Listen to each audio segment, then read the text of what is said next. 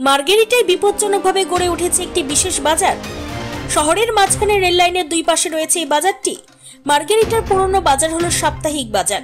সপ্তাহে প্রতি রবিবারে বাজারটি বসতো, কিন্তু বর্তমানে এই বাজারটি দৈনিক বাজারে পরিণত হয়েছে।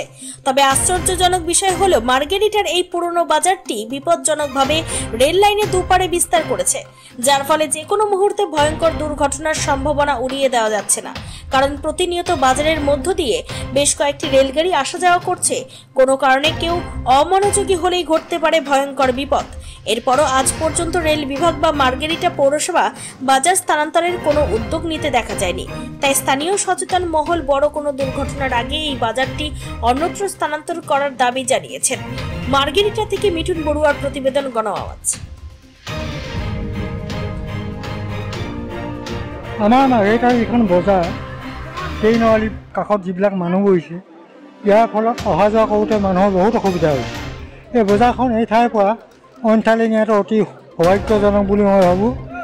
আৰু সেৱাভাৰতী পৌৰাঞ্চলৰ অবিভক্ত ডিব্ৰুগড়, তিনিচুকীয়া এই দুখন জিলাৰ জ্যেষ্ঠ সেৱা প্ৰমুখ ডক্টৰ মনীষ চন্দ্ৰ চেতিয়াই এই কথাষাৰ কৈছে। এই কথাষাৰ এই অভাজনে কৈছে বুলি আপোনালোকে দিল্লীতো গৈ সুধিব পাৰে। দিল্লীৰ প্ৰাইম মিনিষ্টাৰক, চিফ মিনিষ্টাৰক, যাকেই নহওক লাগে চবেই কৈ দিব। আৰু সুধিব পাৰে ৰাষ্ট্ৰীয় স্বয়ংসেৱক অফ ইণ্ডিয়া ভাৰত। বজাৰখন বহুদিনীয়া পুৰণি হ'লেও মানুহৰ জনসংখ্যা আজি অৰণ্যই আজি অসমত যি বসবাসৰ সৃষ্টি কৰিছে, এইবিলাক কথা ক'লেতো ভাৰত চৰকাৰে হয়তো বেয়াও পাব পাৰে।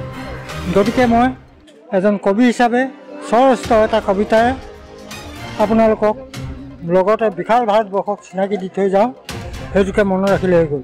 আজি বিশ্বৰ মানৱ জাতিক জনাইছোঁ প্ৰত্যাহ্বান, অসমৰ অসমীয়াই হ'ল সমগ্ৰ ভাৰতবৰ্ষৰ লগতে খালিস্তান, পাকিস্তান, বাংলাদেশ, নেপাল আদি ৰাষ্ট্ৰও বৰঘৰ, মালঘৰ, ভাতচৰ, চৰঘৰ, স্বয়ং উদন্ত উদঙীয়া পথাৰ, অনেক ৰান্ধনি আঞ্জা খোলা হৈ থকা আজিৰ অসমক লৈ কোনোবাই অসমীয়াই কৈছে নেকি? কাৰোবাৰ কিয় আহি বহিছোঁ, আচৰি বহিছোঁ, মাটি বাৰী দখল কৰি নবে নবে ল'ৰা ছোৱালীক জন্ম দি গণন্য কৰিছোঁ। ইয়াত আজি অসমীয়াৰ ওপৰত অত্যাচাৰ, অনাচাৰ, ব্যভিচাৰ তুঁহজুই জ্বলিছে। আজি অসমক বসবাস কৰি থকাৰ প্ৰতি জনগোষ্ঠী কিয়বাৰ এবাৰ ভাবি চোৱা নাই। বিশ্বৰ ভিতৰত সহজ সৰল উদাসীনতা জাতি বুলি আজিও অসমীয়া কিয় স্থান পোৱা নাই?